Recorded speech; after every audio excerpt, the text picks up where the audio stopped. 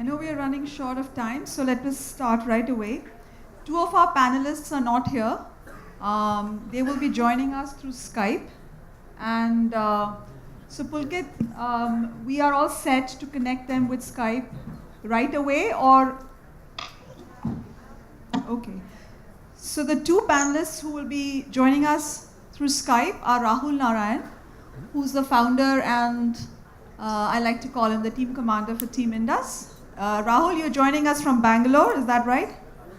Can you hear us, Rahul? Yes, that's right. Hi, Sushmita. Welcome to the panel, Rahul. The other panelist who will joining us remotely is Gadadhar Reddy. He happens to be in Oxford as we speak. He'll tell us more about it, but they won an award. Can you hear us, Gada? Yep, Sushmita, I can. Okay, wonderful. We can also hear you loud and clear. And here on the dais, we have the rest of the panelists. Okay, Siddharth, yes. Welcome, Siddharth. So we have Alok next to me. He is the founder and director of Next Big Innovations. We have Ajit Ibrahim, who is visiting from Washington, D.C., I believe. He is the account manager for a company called Nanorax. We have Lakshmesh. He's a veteran industry player. He represents Larsen & Toubro and heads the precision manufacturing facility. And we have Siddharth joining us. Which ISRO center are you? Okay, from the Liquid Propulsion Center. I used to have my office on 80-foot road next to your center for some time. So welcome, everyone. I think what I would like to do is invite each of the panelists to talk briefly or use their presentations. I know Alok has a presentation, so let's start with Alok. Alok, why don't you go ahead? Can we have Alok's presentation, please?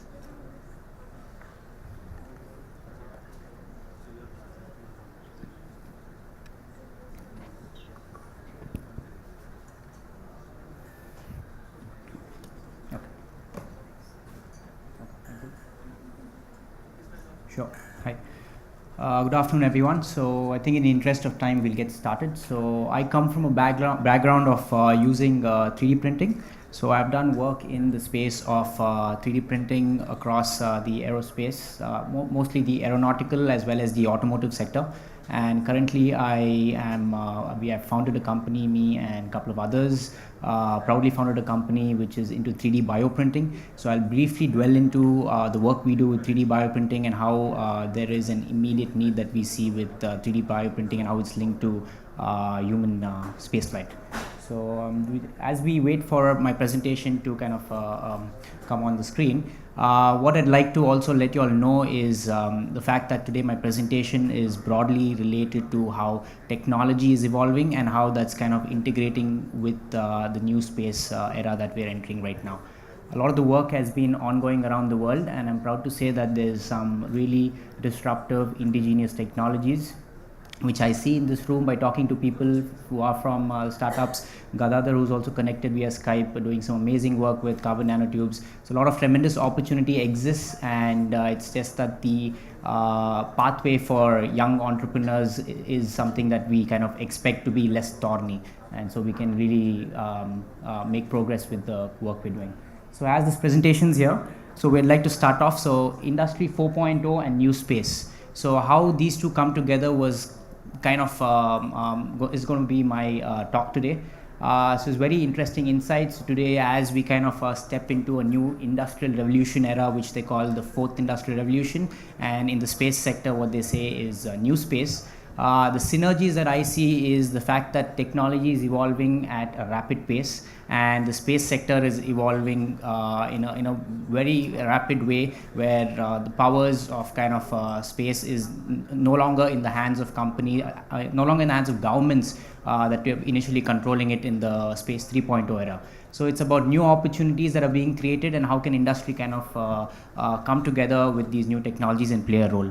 Some of the biggest problems we face as a society overall, you can kind of think about it as climate change, the agrarian crisis, how about connecting people who are unconnected to the internet. All of these challenges come with basically it's a double-edged sword.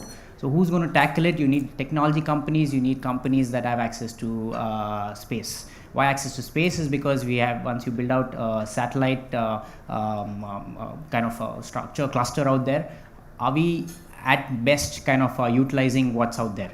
We have unutilized spectrum, we have a lot of technology, and this is all basically taxpayer money which is going into public sector companies that are putting up stuff out there. So how best do we monetize on this to make sure it has a large scale societal impact? So that's what made me talk about this today. So how Industry 4.0 will impact NewSpace? So we're looking at technology, evolution and integration. So what we're really looking at is the stages at which technology has evolved. Initially, it used to kind of be much slower, but today in the fourth industrial revolution era, you're seeing a magnitude of changes happening at a much faster pace. You're seeing factories being automated, you're looking at completely companies reinventing the supply chain. So all of these add as an advantage as this new space era involves, because you're making it much cheaper and you're making it much more accessible to private companies to kind of enter this expensive space of being in the space sector. Society acceptance and support. This really means Space 3.0 has broadly been around, like say, mostly governments controlling space, but now you see a large chunk of private companies that are entering the space. You're looking at companies that are trying to create opportunities for themselves with space travel. You're looking at companies that are being audaciously saying they're going to go mine asteroids. As these opportunities come in, there is an immediate need for societal acceptance. Why that's most important is because as kind of India also starts growing, the entire country is going to start questioning where we spend our money, where do we best spend our money. So how best are we going to start engaging with our space lawyers, how best are we going to start engaging with our policy makers to make sure that they understand the criticality of spending on space today, because it's an opportunity for tomorrow. And deeper understanding of human biology. So looking at the future of space, it's more towards human space travel and interplanetary kind of habitation that we're looking at. So all of this involves us basically understanding human biology, psychology of individual to such an extent that we're able to make sure these human space missions are successful. So this also kind of comes into the work we're doing with 3D bioprinting, mainly because as you have long-term, space kind of missions, how best are you going to keep the astronaut healthy? What are you going to do to kind of counter for the muscle degeneration that he has? How about fixing an astronaut who's going to have some tissue that needs fixing? So regenerative medicine, 3D bioprinting, all of this is starting to play a key role in today in space. And enabling efficiency in space travel. So the previous panel, we had a lot of speakers, including Rohan, speak about how they're trying to bring in more efficiency into kind of rethinking the way rocket engines are being made. So all of this broadly is new technologies and coming together to enable the space industry. Sorry. So here we look at the general kind of evolution that we've had in the industrial revolution. So starting from the first industrial revolution to where we are now in the fourth industrial revolution. So similarly, if you start looking at this from a space perspective, so space 1.0 was all about astronomy and us kind of trying to understand what really exists out there. Space 2.0 was about that space race that we had, which led to the Apollo landings. Space 3.0 was all about governments trying to kind of start their space missions, and then we saw the conceptualization of the International Space Station, which is really helping pioneer research to another extent today.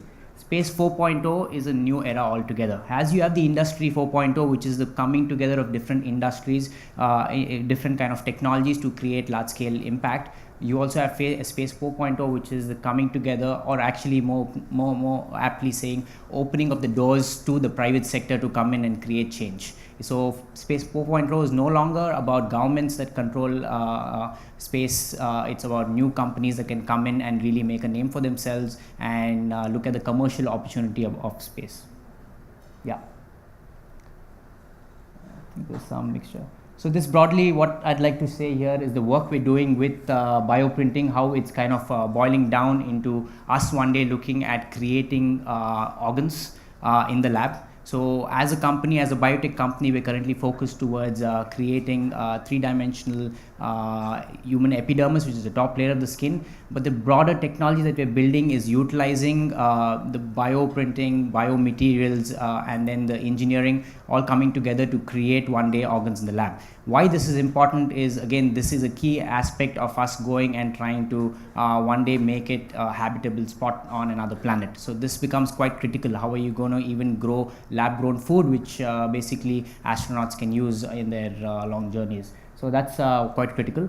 And more relevant to the space sector, Relativity Space is a company in the US that's already large-scale manufacturing rocket parts and potentially looking at completely replacing the supply chain that currently exists with procuring rocket parts and bringing down the number of components in a rocket to about from 1 lakh to about 1,000. So this basically means reinventing the supply chain, reinventing the way we're manufacturing things and making it more affordable, making it more kind of closer to say the end user. And so this basically is the industry. What the parallel track I'd like to build here is the fact that these kind of technologies out there that we are building is something that eventually is going to come together and enable this new space era. And again, as we kind of look up and potentially start thinking of how we're going to go make a home for ourselves on another planet or even on the moon, what we really need to think of is the fact that today there's a lot of opportunity exists in India, a lot of companies working on disruptive technology. What we need is an opportunity to kind of work with the leaders in the space to eventually say, okay, let's together come bring our forces together and go actually make India create a name for itself in the new space era. Thank you. Thanks, Alok. It's very interesting how 3D printing crosses over from, say, the life sciences to architecture, and I think it's going to revolutionize a lot of things in a lot of sectors, including space. Let's have Ajit next. So Ajit is with, sorry?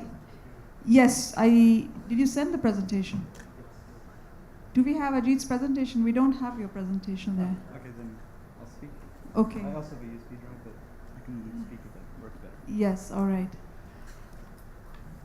Okay.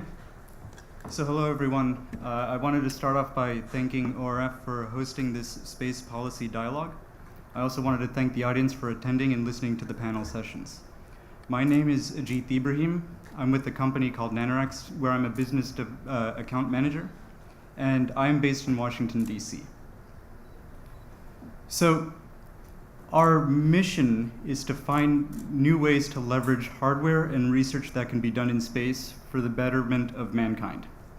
And our vision is that space-based research and data can be used to make life better for humanity and life better for humans that are exploring the solar system. So primarily right now, we are known for the work that we do on the ISS. So how do we get to the ISS as a company?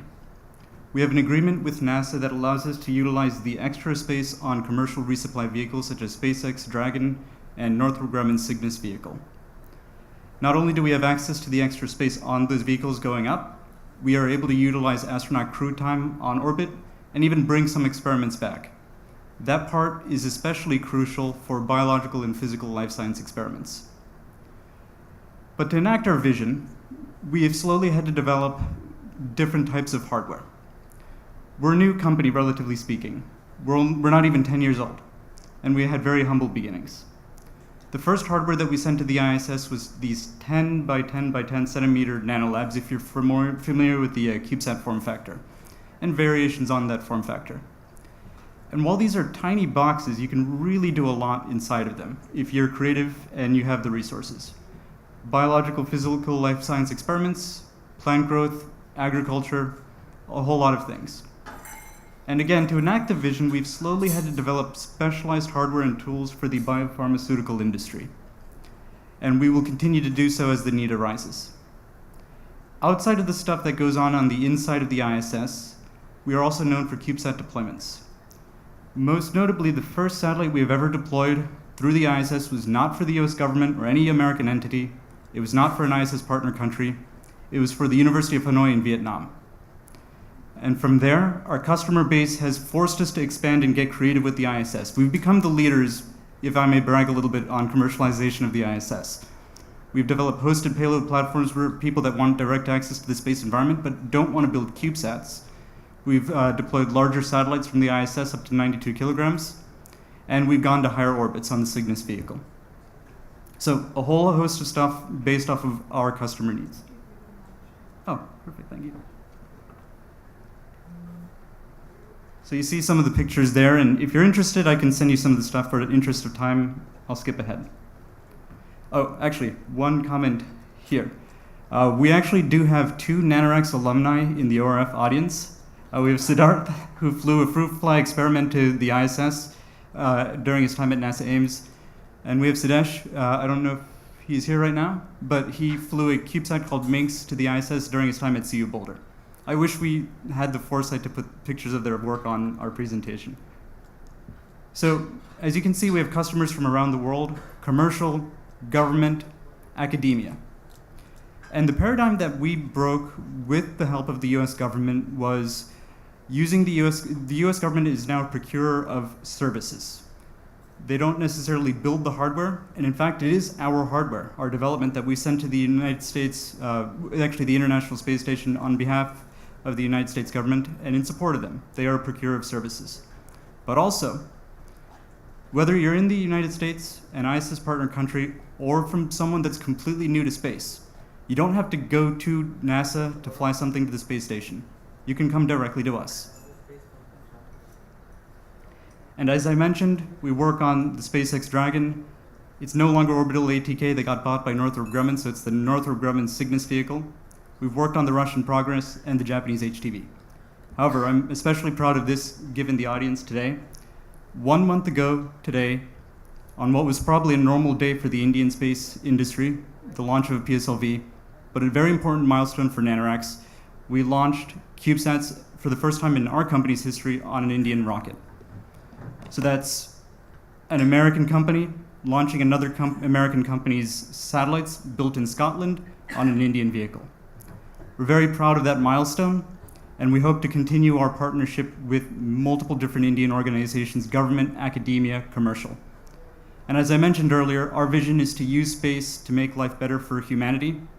Where you share that vision, please come work with us. We are more than happy to collaborate with anyone. Take care.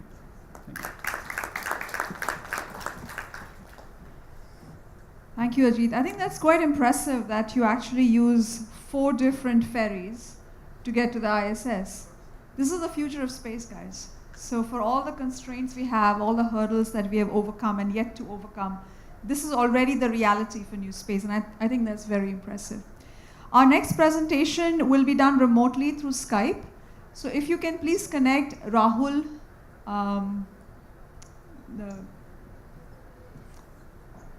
Rahul, are you standing by?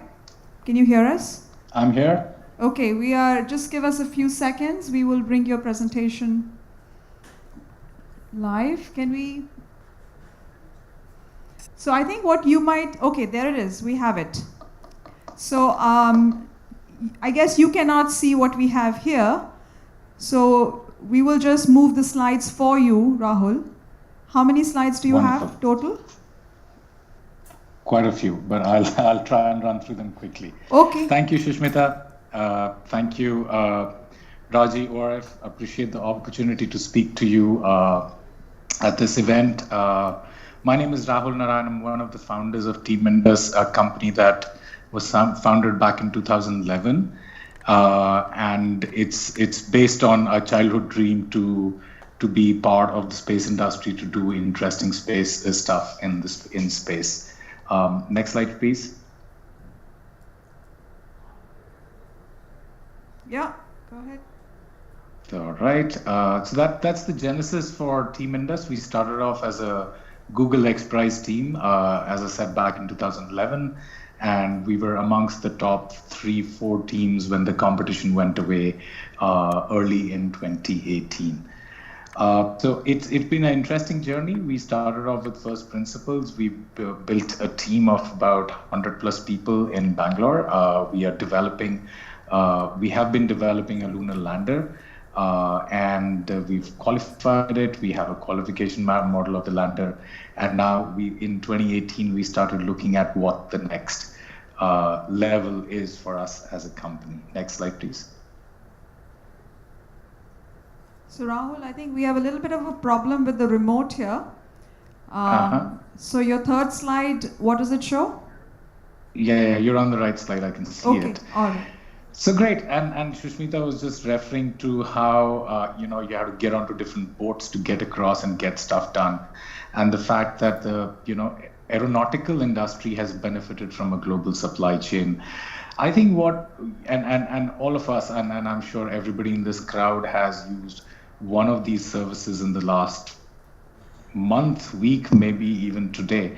So the internet and the boom that the internet is driving in the consumer industry is now driven by principles of collaborative consumption. That's something that has allowed resources to be utilized, that has allowed the cost of access to these resources to come down and be omnipresent, omni-available for the consumers around the world. I think that's one of the big things that has been missing in space. And I think Alok spoke before about the fact that budgets are all government budgets. And as long as space is going to be driven by government budgets, commercialization, the governments have to take a step back and allow commercial companies to move forward. As Ajit spoke about, the US government has taken a step back and they said that they're only going to be a consumer. I think that's a good step forward, and that allows commercial companies to pick up technologies that have been developed and take them to the next level. Next slide, please.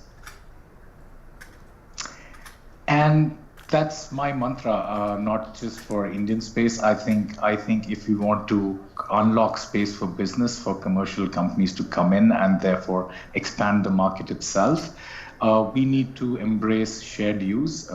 Shared use will allow for on-demand availability of services, and Ibrahim just spoke about launch being an on-demand service for his company, which is a great thing.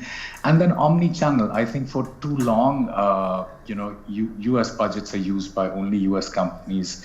European budgets are used only by the contributing European country. I think for too long that has been. To start off with, that is how the industry was set up, and it enabled, in a manner of speaking, equitable growth across countries.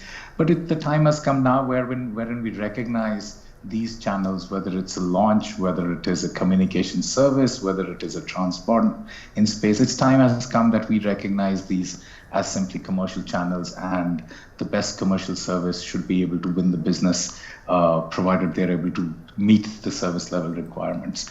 I think, to my mind, that is what is needed to truly unlock space for business and realize some of the potential that we've been talking about. Next slide, please.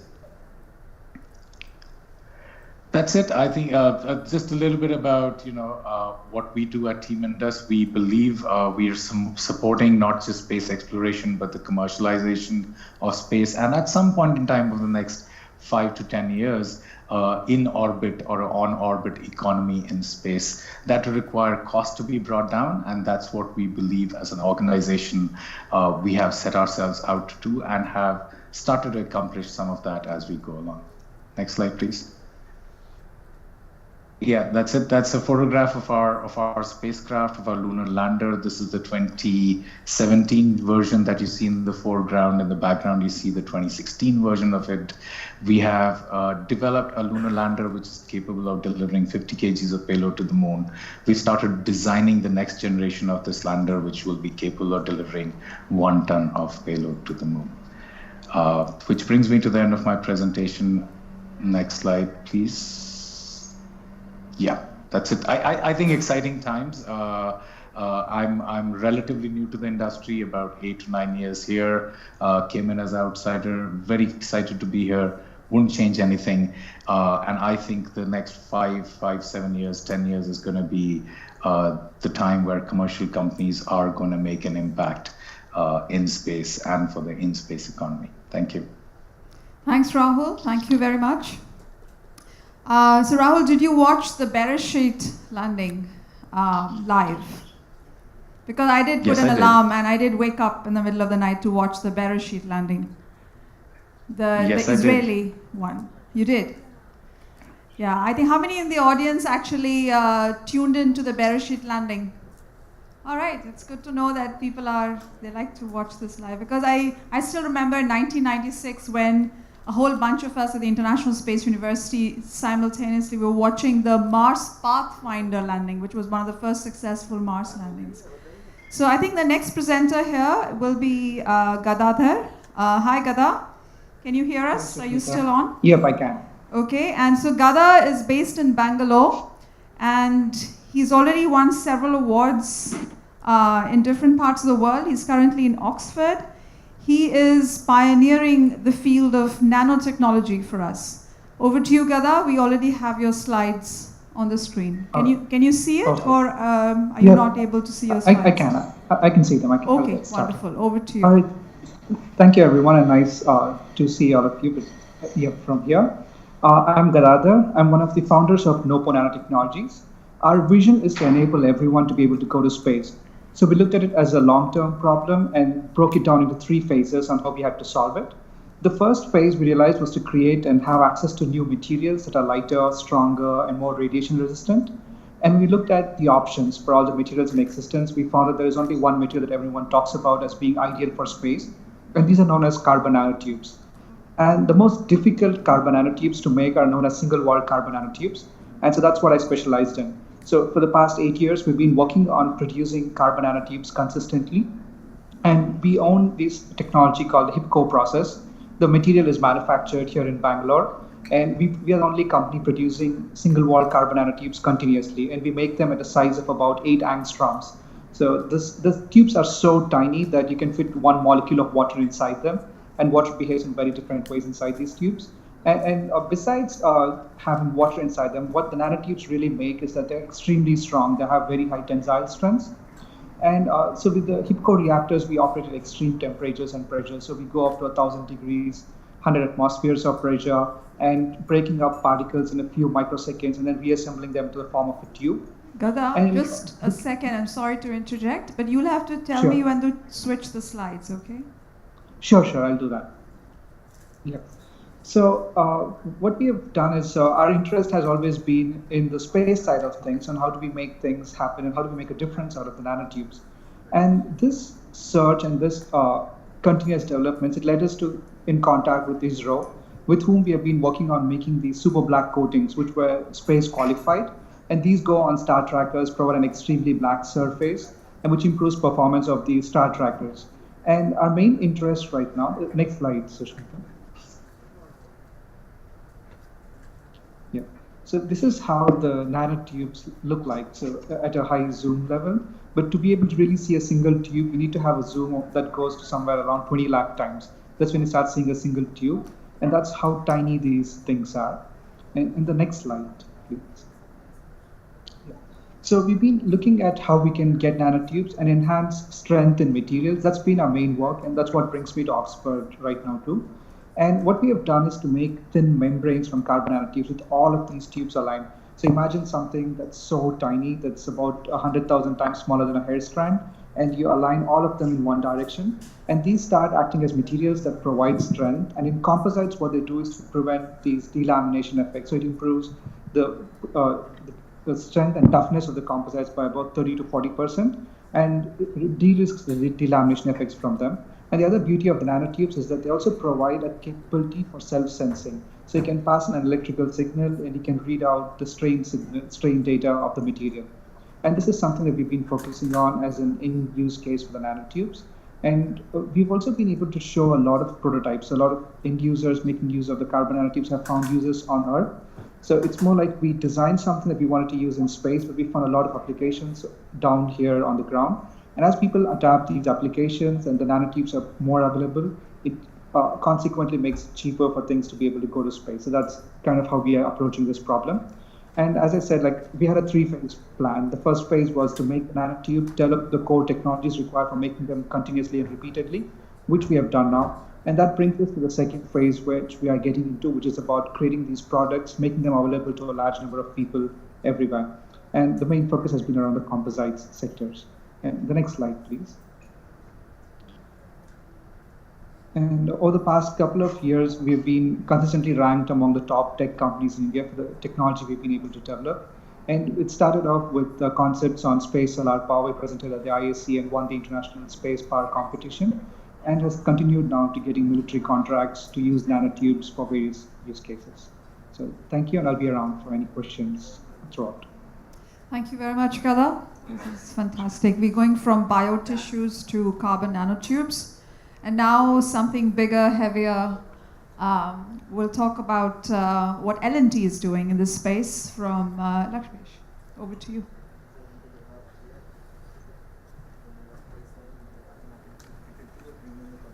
Hi, good afternoon, everyone. I'm Lakshmesh. I'm heading the missiles and aerospace operations for Larsen & Toubro. Big thanks to ORF and Raji. Where is she? I don't see her. Yeah, for making this happen. Two things which I wanted to remark. I've been coming to this for the last 3 years, and I've been noticing two very prominent shifts. And one major shift is the amount of gray that is reducing there. And I can see that there are a lot of youngsters that are I can see in the audience, and that's something which very, very nice change. Number two, a lot of startup, a lot of youngsters, that energy coming into this, very good. And third, there is an increased participation from ISRO. So these are the few small things which I noticed. And as we move forward, I would like to very quickly talk about Larsen & Toubro. Larsen & Toubro is about $20 billion Indian multinational engaged into a plethora of services, IT, technology, construction, finance, and what is more important for the topic today is L&T's participation into the strategic sectors for the country, which is defense, nuclear, and aerospace. And aerospace is something which we have been with ISRO right from ISRO's first launch. And over the periods, we have been partner to them in practically every walk of ISRO's establishment, starting with establishing R&D facilities. Could it be the high altitude test facilities at Mahendragiri? Could it be the hypersonic wind tunnels? Maybe something like what we call as hardware in loop simulation simulators. From moving on from there to manufacturing, designing and manufacturing the deep space networking antenna, the antennas which are tracking the launch within the visual range, beyond visual range, and including the deep space networking is also for what we call as deep space, which is going up to Mars. And of course, third is we have been supplying solid stage motor casings for practically every launcher of ISRO, may it be the first launcher of SLV to the Mark III, which is in production. We've been supplying satellite subsystems, mainly the solar array deployment mechanisms for practically almost every satellite. And of late, we have been establishing Thaicom network infrastructure for all the GSAT satellite networks. I would like to kind of talk about two specific things. One is we had the earlier session which was more about the missing link, and this particular session about the role of private sector in this growth trajectory of space. A few things which have happened over a period of time, though I would say, a little slow, but nevertheless, the Space Activities Bill 2017, it's still in the draft mode. I hope this will be one of the major agendas for the first 100 days of the new government to release this policy. And this policy very clearly stipulates and says that there will be role for non-government and private sector.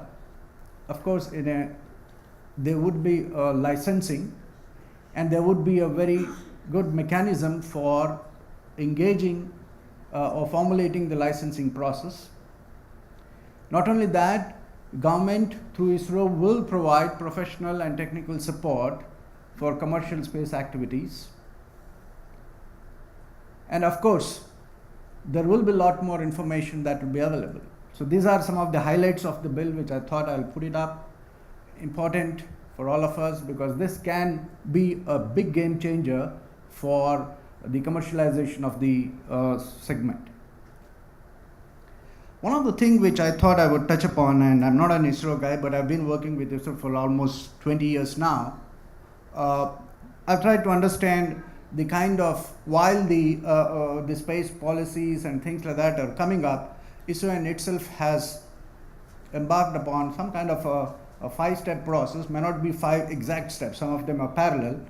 And to kind of cater to the scale up that the country is seeing, one of the things which one of the panelists, I think you mentioned about it, is the way to enhance the utilization of the existing infrastructure and capacity which has been set up by ISRO is doing what's called as a GOCO, government-owned company operated. That's step 1. Step 2 is privatization of the satellite system integration, and also privatization of PSLV. And the third step is actually developing launchers specifically catered to not the Indian governmental, Indian strategic need, but for commercial, which is the SSLV, and directly giving, once the SSLV is the technology demonstration of that is completed, the whole thing would be handed over to the private sector. And the fourth step is, that's truly what ISRO is all about. In fact, one of the seminars which I attended along with the current chairman, Shivan, he actually said ISRO has become actually ISPO, and we would like to make it back to ISRO. Research organization has become a production organization, and we would convert it back to research organization, and the productionization part should be taken over by the industry. And that's where is the fourth step, where a lot of new technologies are coming up from ISRO. And finally, the fifth one is how ISRO is actually transferring the technology to the industry and reaching out so that the small things which have been developed in space can be put to commercial use.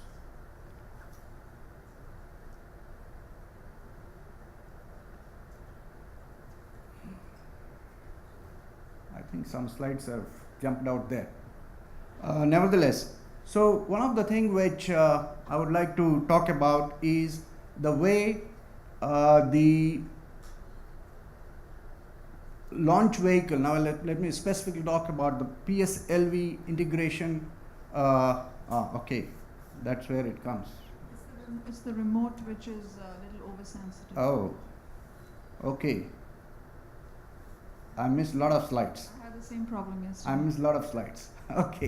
Okay, I want to start here by saying how Indian space is scaling up, readying for kind of 20x growth. We talked about the Indian Space Activities Bill. We also touched upon that very briefly in the previous session about the new company which is formed. It's called the NewSpace company, ISRO's 5-step model, and the satellite and PSLV integration. This was the first slide. I don't know how I jumped to multiple slides. So this is the NewSpace company which has got formed recently, and it has got a charter, and those are on the screen. Small satellite transfer to industry, small satellite launch vehicle manufacturing in collaboration with private sector, productionization of the Polar Launch Vehicle, that is the PSLV, and a lot of other agendas. That's the agenda for the NewSpace company. Looking at how the industry is ready, well, again, this is again initiated by ISRO. The public-private pull-up of Bell, Tata, and Alpha Design have already been awarded system integration for satellites. And another consortium, which is between the two giants, that is HAL and L&T, has already been formed, and along with all the partners who have been part of the launch vehicle subsystem manufacturing, we would be kind of taking up the entire PSLV probably starting this year. And certainly there have been a lot of startups which have come up in the space domain. And another important thing is the facilities, some of the facilities which are quite expensive, whether it is the satellite test facility or the launch vehicle integration and launch sites of ISRO would be available for these privatized programs. So quickly, I mean, talking about, again, coming back to the capability of the industry in terms of L&T, we have been, as I said, strategic partners to the nation, whether it is segment of smart cities or putting up very strategic nuclear submarines, being part of a global consortium for the ITA program, large ships, and missile defense systems.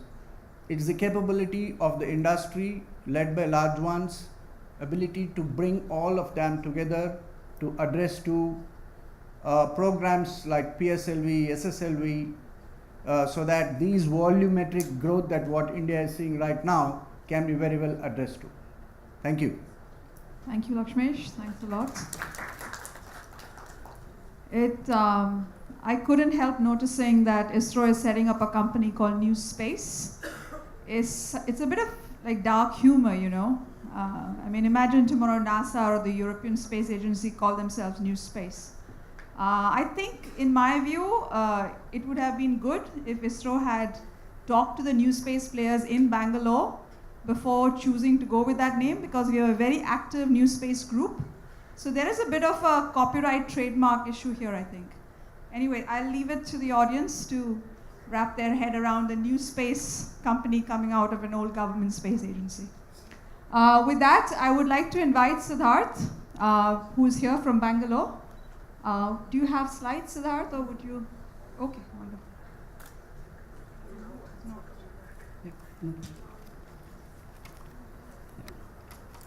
Good afternoon, everyone. Today I am talking about privatization in general and what are the issues at hand which are to be solved before we enter into the privatization of the space. So privatization of space is one of the most important events that is occurring in the space industry right now. The space industry is experiencing a great transformation in the recent years, enhancing and evidencing the unfolding of new space race. For around 50 years, the space industry was totally controlled and operated by a handful of government organizations. From the dawn of space age until recently, the contribution of private companies to space industry was limited. They were either manufactured for the space agencies or provided the subsidiary services for their benefit.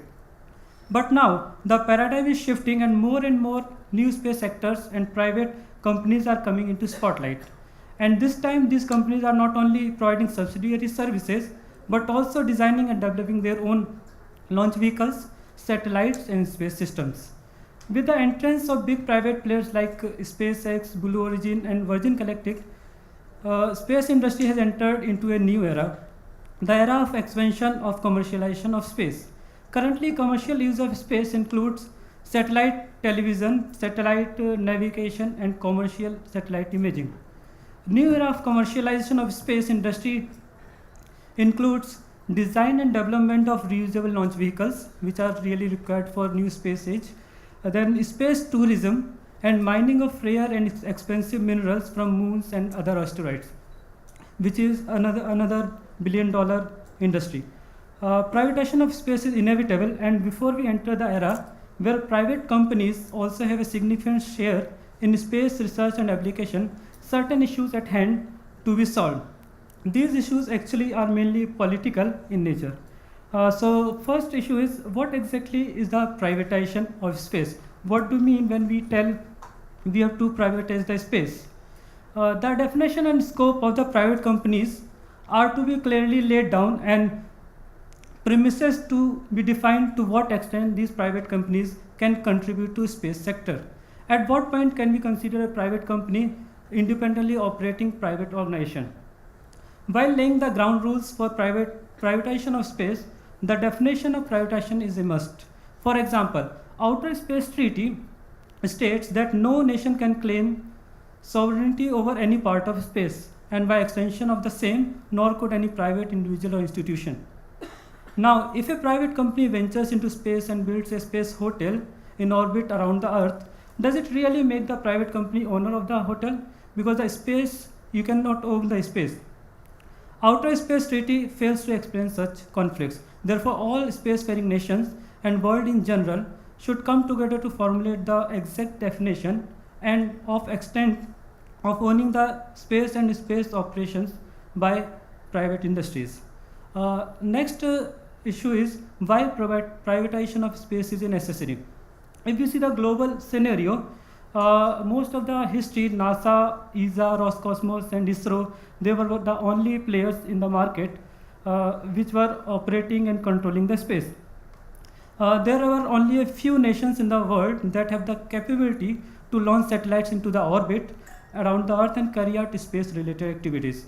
When US sent first human to moon in 1969, people believed that we will land on the Mars by the end of 20th century. But sadly, after the Cold War ended, space budget started to drop, impacting negatively on the space sector and then active private players. Many ambitious missions worldwide, like Jupiter's icy moon orbiter, Mars telecommunication orbiter, 1,000 astronomical unit mission, Energia, Braun, etc. were cancelled. Space shuttle program was ended because it was just too expensive to operate. Entrance of big private actors in space industry has reduced the cost of space launches by introducing reusable and low-cost launch vehicles. It has rekindled our hopes of reaching to the Mars within next decade. And now we are thinking of building colonies on Moon and Mars.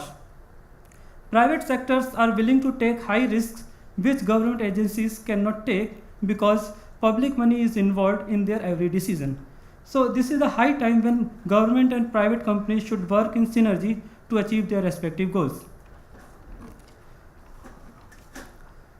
Next issue that I'm going to talk about is what the private companies can actually contribute to space industry.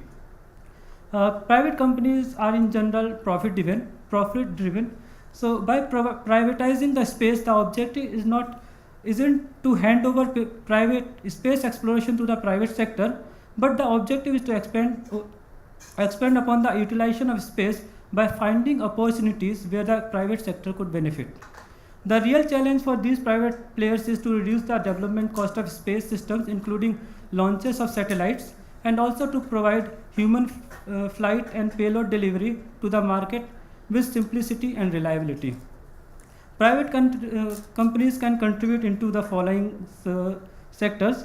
First, launching of satellites and other missions like SpaceX is doing right now. Space tourism that has been taken up by Virgin Galactic and Scale Composites. Mining of asteroids. This area actually already deep space industry is working on the concept. Cleaning up of space debris. This area is less ventured, but a company named Astroscale is planning to launch satellites to clean up the space debris. Then existing government launch vehicles like ISRO's PSLV, they can be privatized and private companies can manufacture and then deliver it to the ISRO. Then ISRO is already coordinating with many private companies. Yeah, 2 minutes. Yeah. Okay. We are already coordinating with the private companies which are fabricating the small scale parts and subsystems for our launch systems. Then next aspect that I am going to talk about is prevention of militarization of space. Actually, this topic was already discussed yesterday, and already so many points were put forward, so I will not talk about that. And then coming to the legal aspects, this is actually next panel where this will be discussed. So there have been put forth a number of policies and treaties by all space actors and all space faring nations, and we have to come to a policy where all space actors can be brought under a single legal purview. Lastly, I want to add that space is a place which should be open for everyone to access and benefit from it. The more active players available in space industry, faster we can grow into a space community. If we work together, the day is not far when we will have easy access to Moon, Mars, and other heavenly bodies. I am looking forward to such a future. Thank you. Thank you, Siddharth. So before we jump into this moderated discussion, I want to know how many NewSpace people are in the room. Can you raise your hands? That's it? How many small and medium-sized enterprises? Okay, well, 3 and 3. How many large companies other than L&T? None at all. Okay, so I mean, it could have been a little more exciting if we had more representative from each of the 3 sort of divisions. I wanted to mention a couple of things in terms of the ecosystem, especially at least from the NewSpace and the SME perspective, having started companies in the US and in Europe as well. See, in the US, they have something called the SBIR program, the Small Business Innovation Research Program, which has been around for a long time, and an STTR program, Space Technology Transfer Program, right? Usually what happens in both Europe and the United States, the government is willing to give you money to test the feasibility of your idea, as long as it applies to one of the research areas they are interested in. So you get money to check, to test and demonstrate feasibility. That's sort of phase 1. And phase 2 is where you can commercialize your idea if you are able to establish that it is feasible, right? Typically for phase A, you can get up to $100,000, and for phase B, you can get up to $500,000. Now in India, I've been back for about 10 years, and there is, of course, in Europe, the H2020 program, which is a fantastic research framework program where the European Union allocates somewhere between 60 to 70 billion euros for research and innovation, I believe in 7 sectors, including space. Rohan, who was on stage here in the previous panel, he's working, for example, on electric thrusters. I was in Paris recently, and one of my entrepreneur friends from Norway, they have a company in Paris, and they have recently been given a grant for 4.2 million euros to commercialize the electric thruster technology that they have developed. So this is the kind of magnitude of funding and support that we are talking about, and we've been trying to get our country and our government to wake up to the fact that there is money, and money needs to be invested in the new players. With that, I think I will now engage with my panel here. So my first question, because it's a policy dialogue, let's begin with that. This is an open question. Rahul and Gada, we haven't forgotten you're also with us. Maybe we'll start with you, and then I will have the panelists here respond to it. Do you think we lack a progressive, actionable, and inclusive space policy? The draft that is already in discussion, I don't know how many of you have had a chance to read it or browse through it, but the question is, do we lack a space policy which is suitable for the 21st century? Hi, this is Rahul. Can you hear me? Yes. Go ahead, Rahul, we can hear you. Yeah, Sushmita. I've gone through the space policy framework. We also posted comments on it. My primary comment is that I think the framework is based on previous or existing frameworks around the world. And it's probably based in late 1990s or early 2000. I think the ability to recognize where we are today and the fact that the framework will be applicable for the next 10, 15, 20 years is the spirit that needs to be incorporated or imbibed in that policy. So I think I welcome the policy. I think it's a good step forward, but I don't think it is going the distance or doing what it is supposed to do. Okay, so that's Rahul for you. Gada, do you have any comments on that? I think we lost you, Gada. Okay, so the panelists here, Lakshmish, do you want to respond to that? The response could be a little longish. Go ahead. All of you can bear with that. I would like to kind of bring in two very interesting perspectives. One is the economic reforms that happened in 1991, right? And another thing which I would like to touch upon is the way in the segment or sector of defense, this kind of liberalization has happened. So there are two very interesting analogies. Pre-90s, India was growing at about 3.5%. And there was a need for globalization. And it adopted the policy called as LPG. It's not liquid petroleum, but it is L for liberalization, P for privatization, and G for globalization. And one step before that was D, deregularization, liberalization, privatization, and globalization.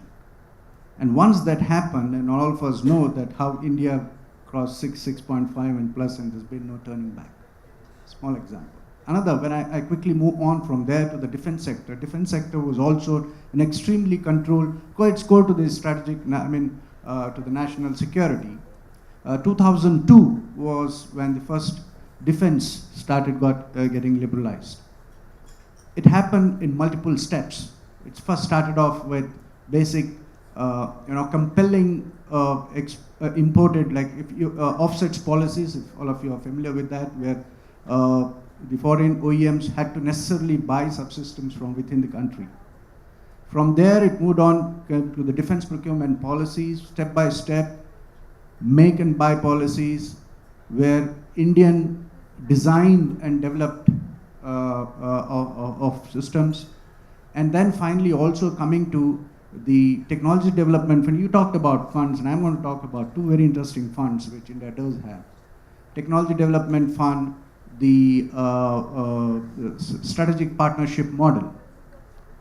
Why I'm taking examples of these two is because space, nuclear, and defense are strategic core segment for the nation.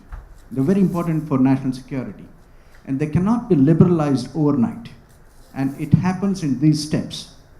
And I believe that currently the space is also undergoing exactly the same steps of that DLPG, deregularization, liberalization, productionization, and then get into globalization. You talked about those two funds. Somebody mentioned about RESPOND, which is ISRO-funded technology development.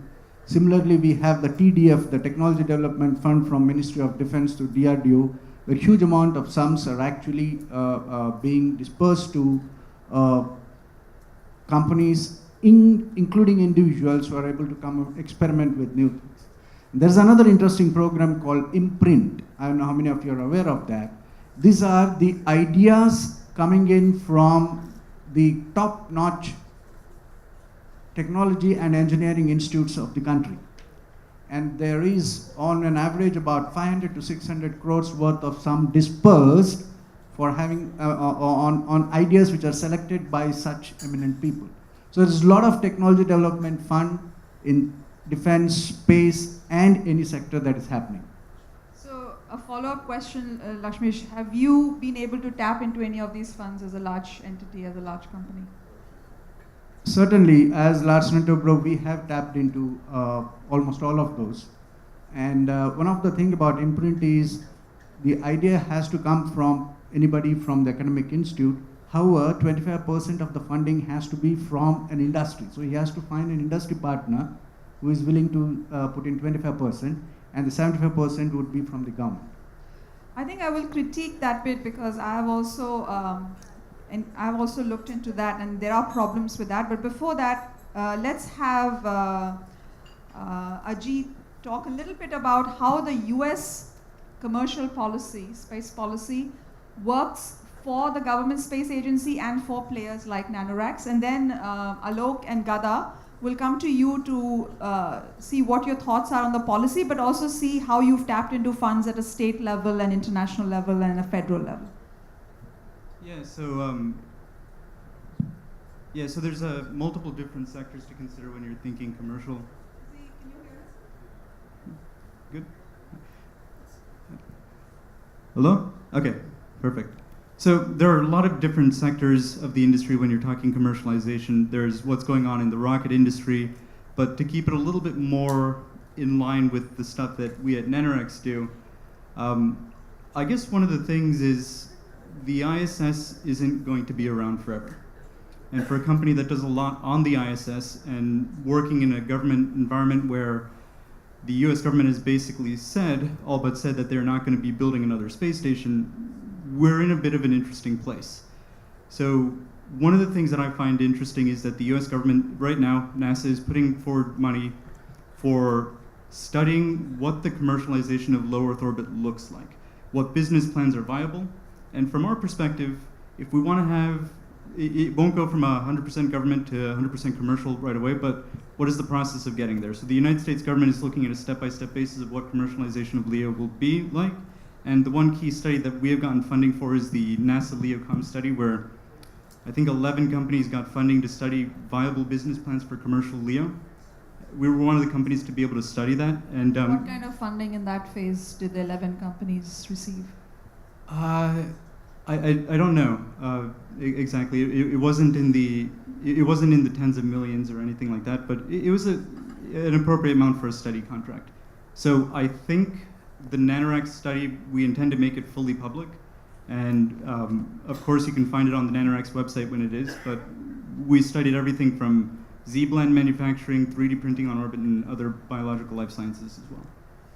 Thank you, Ajit. So I think Gada, over to you, and then Alok, you can tell us a little bit. Gada, can you share with us, as a startup, what are the different funding sources did you look into, and did you manage to actually secure funds? I think we lost Gada. I'm sorry, I forgot. Alok, over to you. Check.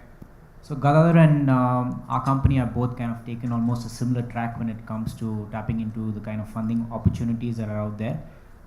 So what I'd like to start with is different phases, that a company has to go through. So typically when you're at an idea stage and it's more of an idea and a team, so the kind of funding opportunities out there are certain programs that state governments like ours in Karnataka runs, which give you access to, say, about a 50 lakh. And you need, at the end of the program, you need to kind of come up with a proof of concept. But it sounds interesting and a large sum of money for an early stage company, but where the catch is the fact that this money comes in tranches. And the tranches are also further subdivided into kind of restrictions on how much you can spend on certain categories. IP, for example, which is very critical for a company doing anything in the technology space, there is usually no more than a 15% allocation, which I believe is quite low. If companies tend to really ignore the fact that IP is important because I don't have funds to go spend for my grant, then that's going to be detrimental in the long run. No bigger company is going to value you that much. And as you start moving in, eventually I felt like at a national stage, especially since we had a bioprinting focused. The Department of Biotechnology also has another program called the Biotechnology Ignition Grant. There are similar grants from the MSME. And another interesting program which is being run is a program by Tata, Lockheed Martin, and FICCI, as well as the Department of Science and Technology. So this is the India Innovation Growth Program, which is looking at identifying top companies in India working across a whole range of domains, which could potentially kind of be looking at commercializing indigenous technologies. So the advantage here is that we have a seat at the table with people from Lockheed, with people from Tata. If you have something on the table, it's really, it can make things move. But you'll be surprised when I tell you the size of this grant. It's again 25 lakhs. All of this is great opportunity, but I just feel if we have to have some sort of global presence, if we are creating, if the same talent pool in India is as good as out there in the West, but we're unable to kind of tap into enough resources, then we won't be able to scale our kind of ideas, kind of move beyond prototyping to production. So this is where the real roadblock is, the fact that the size of the funds. And as Mr. Lakshmesh mentioned, so there's also another imprint proposal, which again, which we have applied with. What I can say is, again, it's truly a very painful process because you have to go through a long and tedious application process. Yes, grants do take time, I understand, but look at a similar grant process like in Europe, like Shushmita mentioned, which is Horizon 2020. You spend the same amount of time, but at the end of it, there is a bigger prize to be fought for the winner. So if we are ourselves as a young company trying to spend time and resources in trying to tap into the ecosystem, work with academia, work with industry, trying to create these models of cooperation to co-create things, then I feel the government probably needs to pull their socks up and start investing more in younger companies. Especially given the fact that today we are at a stage where innovation is happening much faster in your micro and small industries. It's very important that there is enough support given to these players. And as you can see with multiple industries, in the early stages they're in India, but by their Series B round, they're usually registering somewhere else. So we're losing a large amount of talent pool, we're losing a large amount of indigenously grown companies who elsewhere go and register for want of large-scale funding. So that's something I feel any relevant people in the audience really need to kind of maybe help push towards. Thank you, Alok. And yeah, in fact, Lakshmesh, before I give the microphone to you, I think the TDP program, the Technology Development Program, is in many ways outdated. The way it was designed formally, they always expected family-run businesses or big companies. It's impossible, near impossible for a startup to put in, you know, even 5 lakhs and 10 lakhs to match when an academic institution gets the grant. I mean, how odd is this?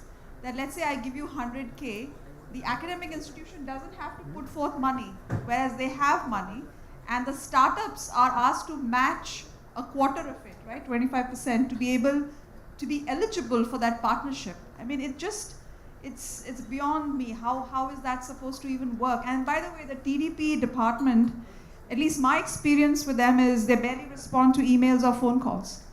Unless you really know people there, nothing really happens. But go ahead. Yeah, two things. One is the TDP is from Ministry of Defense, and there it's not 25%, it's just the 10%. 90% comes from the government. But even that, you know, a lot of startups are flying on an empty tank. They don't have money. And one of the things which I actually forgot mentioning about is how a private company like Larsen & Toubro also has a innovation development fund, and we as Larsen & Toubro have a separate kitty for encouraging startups.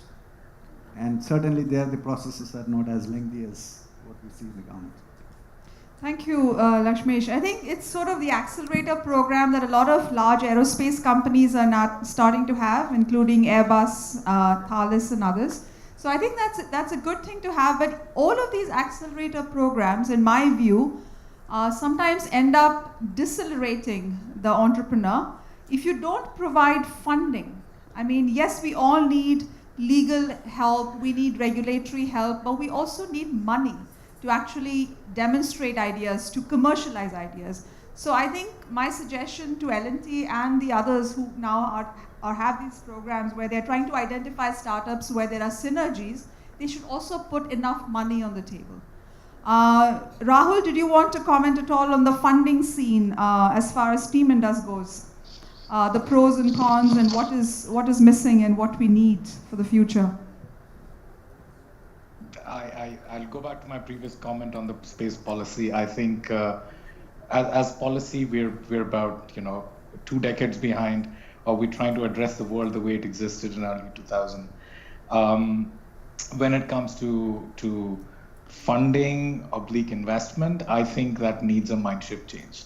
As India, as Indians, I think we need to change our mindset and start looking at investment from a different perspective. We too tuned to look at investment as real estate investment, which has a fixed rate of return and always a positive rate of return. My experience of trying to access funds from government agencies has resulted in there's zero result or outcome from that. My experience of accessing the right kind of angel funds, I've had much better success there, and funds came along with mentorship, guidance, further connections, and so on and so forth. So for me, it's just one case of Team Indus, but I think the government agencies need to be more transparent, need to have more schemes by which financing can be made available if a credible case is presented. But it's a business case, it's a science case, it's a case for developing a product, whatever that be. And the private sector, I think, needs a little bit of change in the mindset. Not every company is going to go on to become a Flipkart and get acquired by Walmart. And that's not the expectation that you put onto a startup that you invest 5 lakhs into. Thanks, Rahul. Raji, do we have 5 minutes? We do, okay. So before I open the floor for the audience for questions, there's one other aspect which I think we should highlight for this panel. And I moved back to India in 2008. It's 2019. The civilian space market globally has risen. I think it was somewhere around 300 billion, and now it's about 360 billion.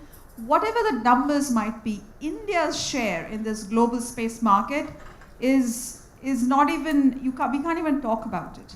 I've lost track of Antrix's revenues, but in a good year, Antrix would make, I believe, about $200 million. Correct me if I'm wrong. I know we have very many young ISRO kids here in the room, which is, by the way, nothing. We are not even playing in the international space market. The other issue that we all need to keep in mind as entrepreneurs, as private players, is are we generating employment in this country? So how much has the ISRO workforce grown over the last 15 to 20 years? Does anybody have numbers? Siddharth, would you be able to tell us in the last 10 years what's been the...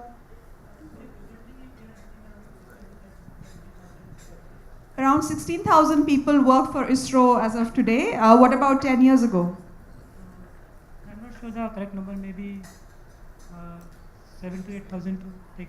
So that has been roughly the delta, what Siddharth just told us. But if you look at France, or if you look at the United States, I was trying to look up numbers. It's very difficult to find exact numbers, but if you look at the industry, we haven't really created an environment where we can have more young people join the space sector. So unlike the IT sector, which boasts of billions of export dollars that they bring in, a lot of it came in through back office processing.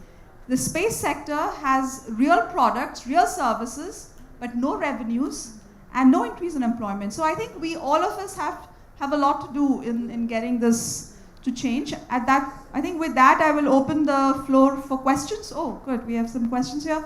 Tom, go ahead.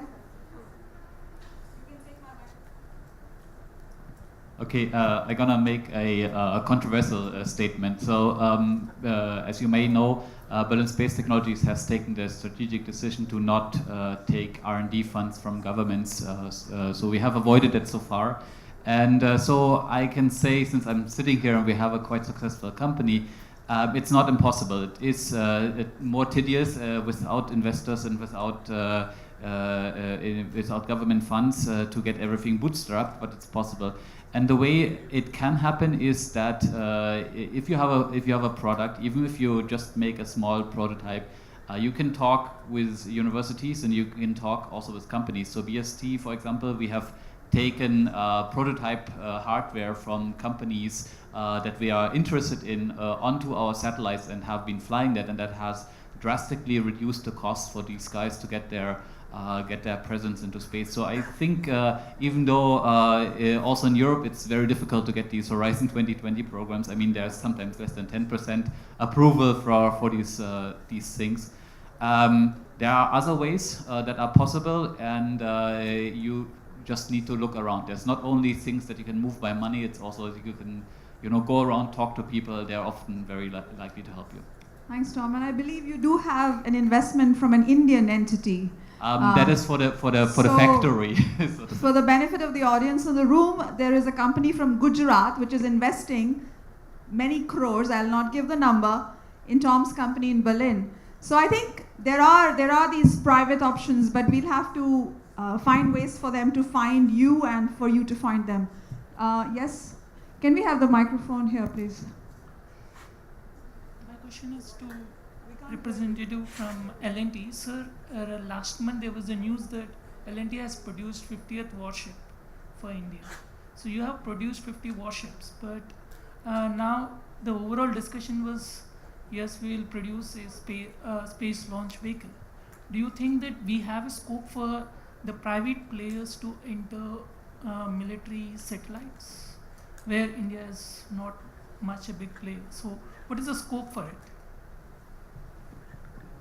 I didn't get your question. You're asking about military or you're talking about space? They're very different. Sir, are you asking about satellites or launch vehicles?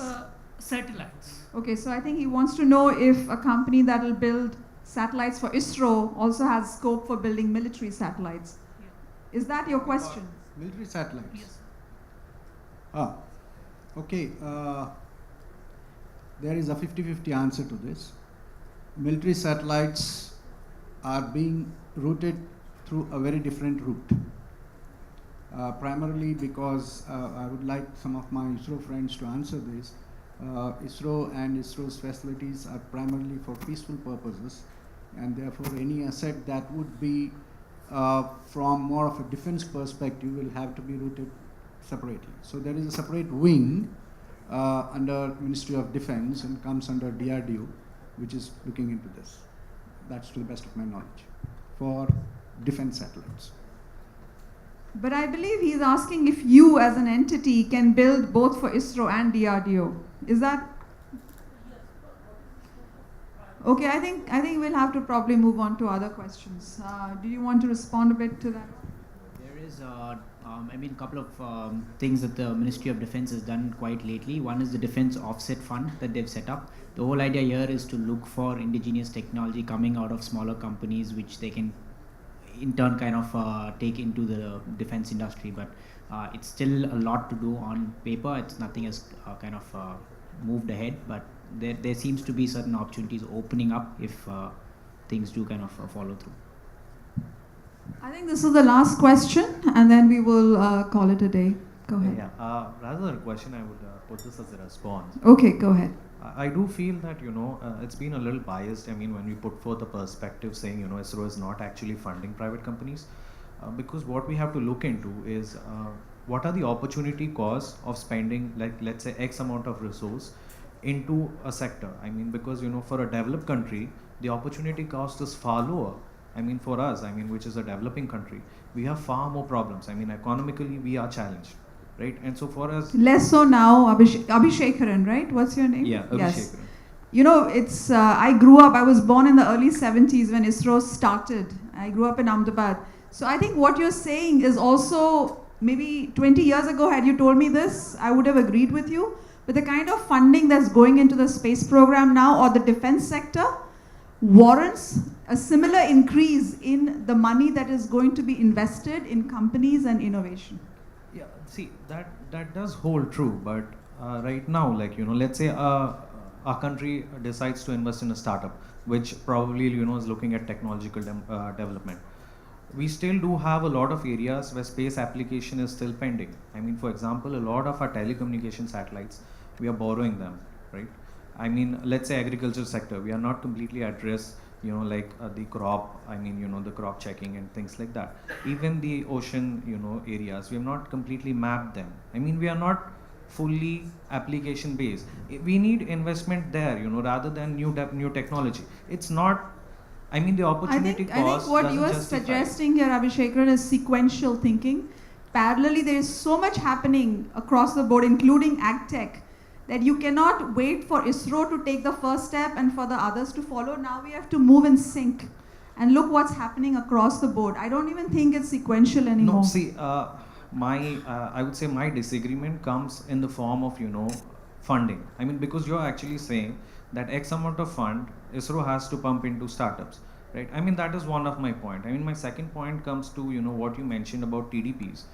Basically, you making a distinction between an educational institute and a startup.